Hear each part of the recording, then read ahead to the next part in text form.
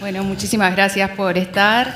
Y la idea es hoy hablar un poquito de los programas de gobierno, como decían, porque en realidad faltan 45 días para las elecciones internas y sabemos poco de los programas. Vemos a los candidatos en televisión, en actos y demás, pero bueno, no se conoce tanto el tema de los programas. Queríamos hablar algunos temas que importan, como el tema de la educación, de la seguridad, de la economía, y por eso contamos entonces con la presencia de dos referentes en materia de programa. Empezamos con Agustín Iturralde. Si bien no hay un programa único del Partido Nacional, sí se ha presentado lo que son las líneas programáticas de Álvaro Delgado. Allí hay algunos temas puntuales, por ejemplo, alcanzar un 3% en materia de inflación, 15.000 funcionarios públicos menos, y todo esto sin aumentar impuestos. ¿Cómo se piensa lograrlo? Bueno, muy buenos días, Valeria, un gusto enorme estar acá. Primero que nada, aclarar que no es que me peleé con Álvaro antes de arrancar, con quien nos llevamos excelente, sino que me quemé la mano como buen uruguayo y por eso tengo la mano como la tengo. A ver, claramente el capítulo de competitividad para nosotros es un capítulo central y ahí nosotros planteamos un abordaje de la competitividad integral. Creo que este es un periodo de gobierno en esto que nosotros denominamos este primer piso de transformaciones, que es el gobierno de coalición liderado por Luis Lacalle Pou. Nosotros creemos que hubo un salto en muchos temas que es muy notorio en la actuación del mercado laboral, es muy notorio en el dato de ingreso de los hogares que conocimos ayer, máximo histórico, es muy notorio una inflación que bajó hasta la mitad, y nos planteamos un segundo piso de transformaciones en ese tema que redoble la apuesta y tenga una mirada ambiciosa sobre esos temas. Básicamente en economía hay varios capítulos que tienen que ver, pero el corazón es el capítulo 1 del programa que tengo acá en mis manos, que lo pueden descargar de la página de alvarodelgado.uy. Básicamente ahí nosotros decimos, hay que seguir insistiendo con la estabilidad macroeconómica. Uruguay se había acostumbrado a tener una inflación del 8, del 9, una inflación que es absolutamente anormal en cualquier país. La hemos llevado a menos de la mitad, hay que apostar a una inflación del 3%. Eso es el patrón normal en cualquier país del mundo y no hay ningún motivo por el cual acostumbrar menos que eso. Creo que tenemos que ser ambiciosos en ese sentido. Después tenemos una estrategia pro competencia, que nosotros le ponemos mucho calor y mucho cariño, que es lo que nosotros llamamos hacer de este país un país más barato para producir y para vivir, y planteamos una agenda de reformas pro competencia en el mercado de la energía, en el mercado de los alimentos, en el mercado de los productos de higiene personal. Creemos que hay mucho para hacer. Los países chicos en general son países caros. Nosotros lo que decimos es, bueno, para ser menos caros necesitamos más niveles de competencia, y hay un corazón. Y después, para no pasarme el tiempo, porque sé que hay varias cosas y creo que la gracia es tener un ida y vuelta dinámico, un poquito esto de los 15.000 puestos de trabajo que Valeria hacía referencia.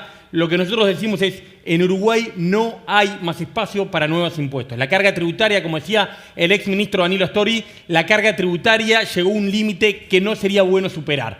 Compartimos ese pensamiento del exministro y básicamente decimos que los aumentos de gastos, que son pocos, acotados, pero que algunos hay porque sabemos las restricciones que nos vamos a enfrentar, básicamente hay una previsión muy clara del tema primera infancia, algunas otras cosas, tienen que salir de nuevos ahorros. Y ahí los 15.000, y para tirar el titular, básicamente es, todos los años se retira básicamente algo menos de un 5% de los funcionarios públicos. Lo que estamos diciendo es que hay que bajar 1% anual, eso agregadamente luego de 5 años, o sea, cuando se vaya el próximo presidente en el 2030 va a ser que no repongamos 15.000 funcionarios públicos, y básicamente el eje no es que es en algunos incisos, sino es el tipo de funciones. Estamos pensando naturalmente en funcionarios administrativos.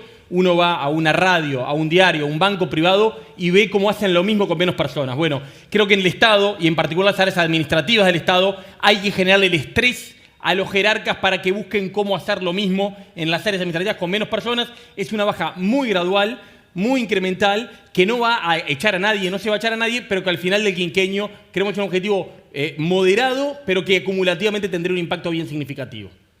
Bueno, primero, Álvaro, el Frente Amplio sí tiene un programa aprobado. Queríamos preguntar qué te parece esta propuesta de bajar el número de funcionarios públicos en 15.000 y después consultarte por algo de lo que dice el programa de gobierno en materia económica, por ejemplo, la reducción de lo que son impuestos al consumo, por ejemplo, el IVA, pero también se habla de fortalecer otros impuestos que tienen que ver con el impuesto, por ejemplo, a la renta y al patrimonio. Concretamente, ¿es necesaria una segunda reforma tributaria? Bueno, a ver, antes de responderte esas preguntas, me gustaría, ante tan selecta audiencia y habiendo escuchado interesantísimos speech previamente, hacer alguna reflexión un poco más general y que yo creo en la cual vamos a estar de acuerdo. Podemos llamarle segundo piso, podemos llamarle como le llamamos en su momento. Recuerdo en 2009, cuando terminaba el primer periodo de gobierno del Frente y el Uruguay venía en un proceso de crecimiento importante, Uruguay puede ser un país desarrollado. En aquel momento no se hablaba de desarrollo sostenible. Las Naciones Unidas recién en 2015 plantean su paradigma de desarrollo sostenible, la triple mirada, la económica, la social, la ambiental. Entonces, sin duda, creo que estamos todos de acuerdo que el Uruguay necesita un nuevo ciclo de políticas de desarrollo. Y ese desarrollo necesariamente tiene que ser sostenible. ¿Por qué digo esto? Y porque el país necesariamente, creo que todos y todas queremos que tenga un salto cualitativo, así trabajamos para ello. Y en este mundo que vivimos es imposible soslayar la realidad de la triple mirada que veníamos diciendo anteriormente. Varias de las intervenciones anteriores estuvieron focalizadas, inclusive en la oportunidad de negocios que implica el hecho de tener esa triple mirada. Entonces, Uruguay siempre ha estado, desde 2015, en el momento que arrancó las Naciones Unidas con el paradigma de desarrollo sostenible, en el podio del desarrollo sostenible de América Latina. Y han pasado diferentes gobiernos y Uruguay mantiene esa calidad de hace varias décadas con niveles de calidad importante en el bienestar de su gente. Estamos recibiendo diversos riesgos a nivel internacional y tenemos que considerarlos. El programa del Frente Amplio para este periodo, elaborado con la participación de miles de personas, del Frente Amplio y de fuera del Frente Amplio, el Frente salió a escuchar en todo el país a las diferentes miradas, tiene una mirada para ese nuevo ciclo de políticas de desarrollo. Basado primero que nada y arrancando mirando las tendencias mundiales existentes. A veces parece normal hablar acá y hasta aburrido de cambio tecnológico y se hablan de temas más sofisticados y me parece perfecto, pero a nivel de toda la sociedad esto requiere una difusión muchísimo mayor, porque el aprovechamiento en eficiencia que escuchábamos recién a nivel de campo que se puede realizar con inteligencia artificial, quisiéramos trasladarlo a toda la economía. Uruguay necesita un salto en productividad para una mejora de su competitividad. Y eso no se desarrolla, eso solamente se desarrolla trabajando conjuntamente el sector privado con las políticas públicas adecuadas a ese fin. Entonces, en esa triple mirada, en esa mirada de desarrollo sostenible, este programa del Frente tiene un preámbulo y tiene 7 ejes generales. Esos 7 ejes abarcan a todo el espectro de la vida nacional. El primero de ellos habla de los temas económicos, pero vinculados con los temas ambientales. Nosotros entendemos que ya no se puede separar de manera radical el tema económico, no se puede visualizar solamente la economía sin tener una mirada más integral. No se puede visualizar la economía y el crecimiento económico sin considerar las variables de pobreza de la población o las variables de la distribución del ingreso en una sociedad, como no se pueden dejar de considerar los impactos ambientales de la misma. Y aprovechar las oportunidades que esto implica. En ese marco, la necesidad, digamos, hay varias propuestas bajadas a tierra. Las bases, lo que nosotros aprobamos son bases programáticas, es decir, es un programa único para todo el Frente. Después de las elecciones internas va a haber un plan de gobierno. Necesariamente tiene que ser más cerca de las elecciones, nosotros consideramos, porque ahí hay algunos temas que todavía no se han resuelto y que van a tener resolución en los próximos meses y que necesitamos tener una cercanía mayor. Y además ya va a haber un candidato único, por lo tanto ese es el camino que elegimos. A pesar de eso hay propuestas concretas, tú decías, en materia de tributaria lo que hace el programa es definir la concepción, claramente, de manera transparente, la concepción tributaria que el Frente ha tenido. Quizás en algún momento se ha trasladado a la población como quien tiene más que pague más, históricamente una frase de Tabaré Vázquez, pero que ha permitido realizar una reforma tributaria en el año 2007 que permitió bajar 15 impuestos. Había una realidad de complejidad muy importante y hacer un hincapié especial en que los impuestos más justos son los impuestos directos y los impuestos más injustos son los impuestos indirectos. Pero si hablamos de una de las tendencias mundiales actuales como la revolución tecnológica, Hoy estamos viendo que esa realidad de impuestos directos e indirectos puede verse relativizada porque tú tenés la posibilidad de hacer un IVA personalizado a través de la aplicación de tecnología que lo que históricamente fue un impuesto indirecto, como es el impuesto al valor agregado, podría llegar a tener una fragmentación Álvaro, que permita justicia. lo que no dicen es lo que dice el Partido Nacional, que es el caso de no aumentar impuestos. Ahí hay una diferencia. No hay una propuesta de aumento de impuestos en la base del frente. Lo que hay es lo que tiene que haber en esta etapa, una propuesta de transparentar cuál es la política tributaria y dejarla clara. Y las herramientas después se verán en cada contexto histórico. A nosotros nos parece bastante temeraria la afirmación de atarse las manos diciendo no hay que aumentar impuestos. La herramienta tributaria sirve para muchas cosas, no solo para recaudar más, sino para incentivar la economía hacia diferentes aspectos. Y uno de ellos tiene que ver con los impuestos verdes, por ejemplo. Incentivar determinadas actividades y desincentivar otras. Y eso nos parece que es importante que un gobierno tenga esas herramientas. Bueno, pasamos a la parte de seguridad. Les pido que sean un poquito más concretos, así no consumimos todo el tiempo. En el tema seguridad, una de las propuestas que está arriba de la mesa y que se habla mucho desde la coalición de gobierno tiene que ver con los allanamientos nocturnos, pero es un plebiscito y tiene que aprobarse en caso de que no salga cuál es la solución que se ve desde la perspectiva del Partido Nacional en este tema. Sí. Perdón, valía un comentario de lo anterior muy sintético. El programa del Frente Amplio habla de fortalecer la carga tributaria en términos de patrimonio. Vos lo leíste.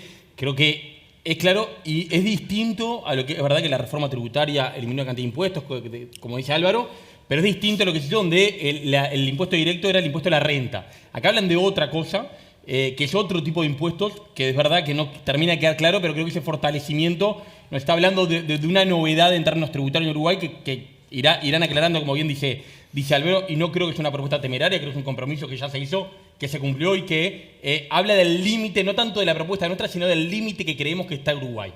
Yendo al tema seguridad, bien concreto, los allanamientos nocturnos es una herramienta más.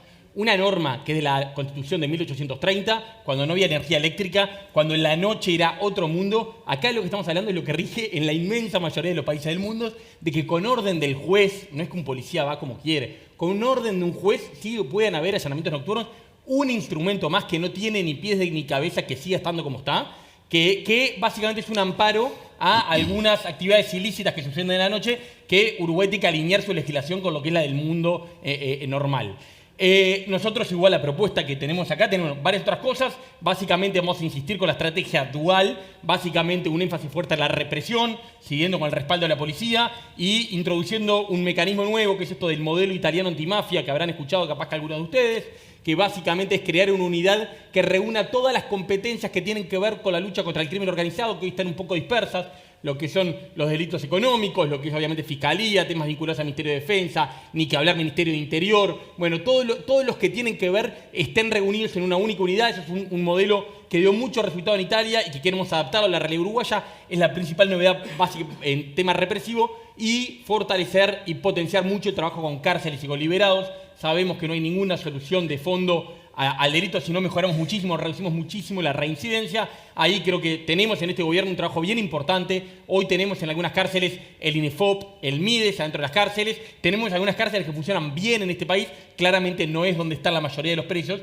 y claramente eso requiere más inversión y fortalecimiento de ese trabajo. Este gobierno, y termino con este tema, es Luis Lacalle Pou, va a ser el primer presidente desde la vuelta a la democracia que se va a sacar la banda con menos rapiñas y homicidios de lo que la recibió. Claramente no es suficiente, claramente falta mucho, claramente no es un tema donde estemos satisfechos con los resultados, pero por primera vez desde la vuelta de la democracia se frenó el aumento de los delitos. Falta muchísimo y por eso estamos planteando lo que estamos planteando y sabemos, en ese sentido, un instrumento más son los allanamientos nocturnos.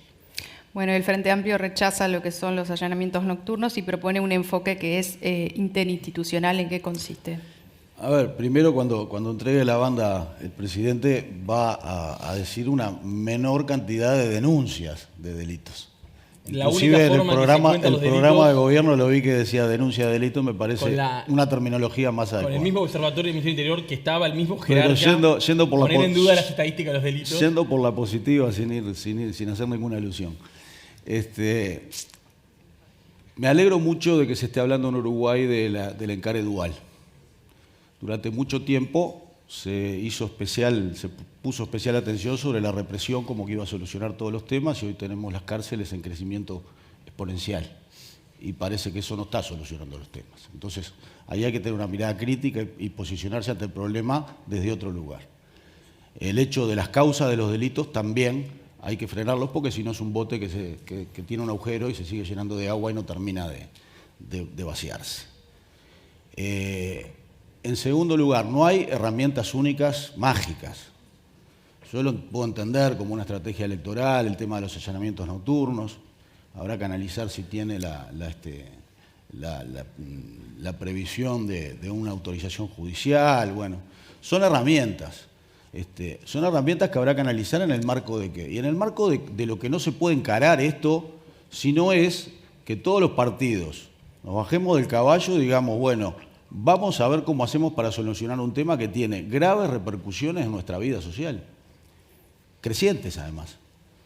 Porque cuando hablábamos hace un rato de que el Uruguay ha estado en el podio del desarrollo sostenible, si nosotros tenemos un agujero en el bote que implica la penetración del narcotráfico en diferentes barrios, y como lo hemos venido viendo desde hace algunos años, circunscrito a la zona metropolitana, pero hoy tú recorres el país y encontrás en capitales departamentales, pequeñas muchas de ellas, realidades que son similares a la de la zona metropolitana, y ni hablar de la zona de frontera, ahí tenemos algo que nos está realmente amenazando nuestras bases de convivencia cotidiana. Y creo que ahí sí estamos todos de acuerdo que eso no debemos dejarlo penetrar en Uruguay, ni que implique consecuencias de todo tipo, sociales, hasta económicas, porque en la generación de empleo genuino que queremos y que creo que todos los partidos entendemos que es la mejor política social que puede existir, la generación de empleo genuino, si tú tenés modalidades de vida en algunos lugares que obtienen ingresos sin importar la propia vida ni cuánto va a durar, pero que vivo ahora y mañana veo qué sucede, no vas a poder realizar una competencia, es imposible. Hasta el punto de vista económico nosotros tenemos que hacer un acuerdo nacional y combatir esto después de haber pasado varios partidos por el gobierno. No hay soluciones mágicas, acá hay trabajo conjunto. La policía en el año 2004 o 2005 ganaba 5 veces menos de lo que gana ahora. Hubo un incremento de 5 veces en el salario policial. Yo me razono por el absurdo, me pongo en la situación, ¿qué sucedería hoy si no hubiera existido ese aumento de salario policial? El aumento, la mejora en el equipamiento, la mejora en la tecnología. Todas esas cosas tenemos que reconocerlas de un lado y del otro. Porque si no sinceramos eso y si usamos esto como botín político, no vamos a solucionar el problema. Y realmente es un tema que es de fondo, porque mina las propias bases de nuestra sociedad.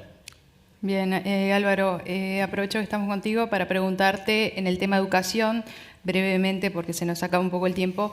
Se plantea un 6% para la educación y un 1% para ciencia y tecnología. ¿Qué hacer con ese dinero? A ver, lo más rápidamente posible, digamos. En este mundo cambiante y con tendencias mundiales, lo primero que hay que preguntarse es para qué futuro educamos, ¿verdad? Y ahí han habido diferentes avances en los diferentes gobiernos, hay una red global de aprendizajes, el estudio de la educación por proyectos, lo que ha sido la implantación del Plan Ceibal, continuado aquí. Creemos que hay que hacer una segunda generación del Plan Ceibal, un plan Ibirapitá, no solo una propuesta de digitalización, sino de equidad a nivel nacional. Lo que decíamos hoy, las políticas de punta tecnológicas, difundirlas a nivel nacional para lograr una eficiencia mayor y un mayor grado de justicia, por supuesto.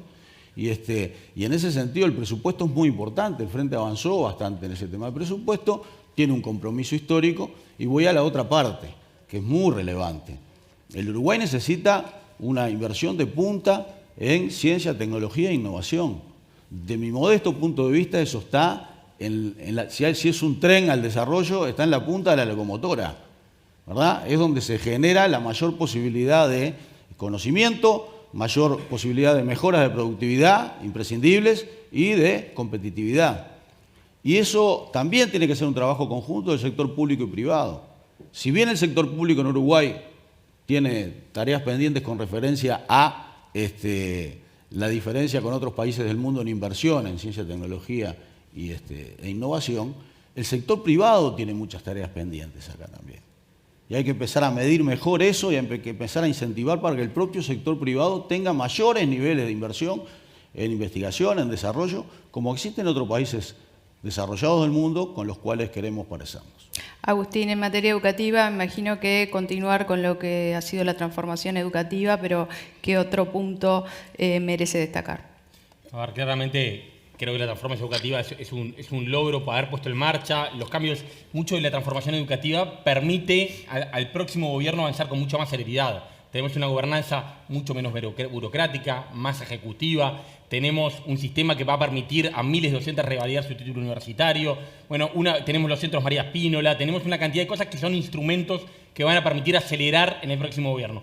2, 3 cosas. Creo que tiene que ser el gobierno que acerque muchísimo más el mundo de la educación al mundo del empleo. Y ahí vamos a hacer una apuesta muy, muy fuerte y muy decidida por la educación dual. No hay en el mundo países que tengan niveles de desempleo juvenil realmente bajos sin experiencias potentes de formación dual. Uno mira, compara Alemania con España. España tiene desempleo juvenil enorme y Alemania muy bajo, y lo que hay es un sistema educativo mucho más cercano al mundo del empleo en Alemania con respecto a España. Entonces ahí hay un capital. Después, bueno, algunos planes pilotos que creo que no da el tiempo. Sí quiero decir que me parece bien importante que todo lo que estamos hablando y todo lo que nosotros escribimos en este programa está sujeto a que no se apruebe el plebiscito de la seguridad social que vamos a votar. Bueno, ¿no? eso iba. Para terminar justamente, ¿cuál es la opinión respecto a la posibilidad de que se apruebe esto? ¿En qué condiciones quedaría Uruguay? En la línea de lo que decía Álvaro, creo que desde la vuelta a la democracia hemos tenido, más allá de los problemas que tenemos mayor nivel de violencia, y algunos, en la gran mayoría de los ítems que uno se compara, Uruguay es un país mucho mejor desde la vuelta a la democracia. Más rico, menos pobreza, más abierto al mundo, una economía más estable. Eso se construyó sobre unas bases que nos las vamos a jugar. Nunca tuvimos del plebiscito del 80 nada que se parezca ni remotamente al plebiscito que vamos a tener junto con las elecciones nacionales. Es un plebiscito que dinamita las bases, son las que construimos el Uruguay postdemocracia. Obviamente, yo lo he dicho, creo que no es posible que nadie me hable de inversión en ciencia y tecnología, ni inversión en primera infancia, ni en educación, si no habla claro, fuerte y claro, en contra de este plebiscito, que básicamente es poner una mochila absolutamente insoportable en las espaldas de los jóvenes y de los niños para aumentar la cobertura en la vejez, que en Uruguay obviamente tenemos jubilaciones bajas, pero tenemos niveles de pobreza entre los mayores de 65 de 2% y de 20% entre los niños. Es una agudización del sesgo que tenemos del gasto público absolutamente sesgado y discriminador de los niños, una mochila absolutamente insoportable. Creo que es realmente menester que todos hablemos fuerte y claro sobre esto, todos los que entienden y creen en esto que estamos hablando, que creo que es la enorme mayoría del sistema político, hable fuerte y claro, porque nos jugamos muchísimo, muchísimo más que cualquier otro plebiscito de democracia directa que haya habido desde el 80 a la fecha. Álvaro, ¿coincidís con esta visión acerca de lo que es el plebiscito del PIT-CNT? Sí, coincido, lo hemos manifestado públicamente. El Frente ha dejado libertad de acción en esto porque no hay una visión única. Y en ese sentido hemos planteado claramente, con coincidencias bastante relevantes con lo que decía Agustín recién, es un plebiscito que está planteado como absolutamente infinanciable. Desafíos que tenemos planteados para el Uruguay, como la inversión en ciencia y tecnología, el combate al narcotráfico, la atención a la primera infancia, la violencia contra las mujeres, sería extremadamente difícil de financiar si fuera adelante esta propuesta. No hay un solo organismo económico, institución privada, gremial, que se haya pronunciado con números a favor de la sostenibilidad de esta propuesta, y hay una cantidad de firmas en la Corte Electoral, está corriendo ese proceso. En el momento que se refrenden las firmas, tomaremos una actitud dependiendo del resultado de eso, pero comparto que tendrá que ser enérgica porque me parece que es muy importante para el Uruguay en su futuro que no vaya adelante esta modalidad.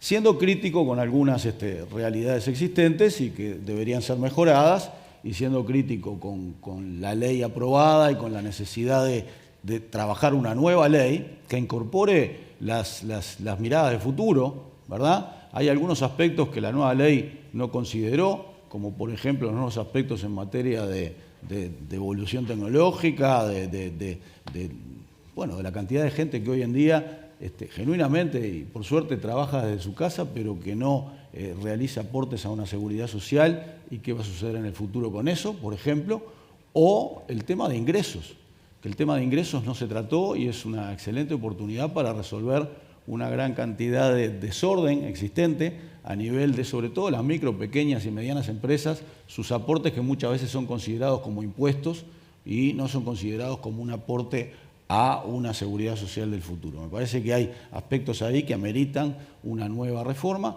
para lo cual el Frente ha definido en su programa único, esto sí, llamar a un diálogo social, no se puede hacer esto sin escuchar a las partes, las reformas previsionales que se hicieron, que hubo varias, de varias cajas durante los últimos años, durante los años de gobierno del Frente, se hicieron con esa modalidad.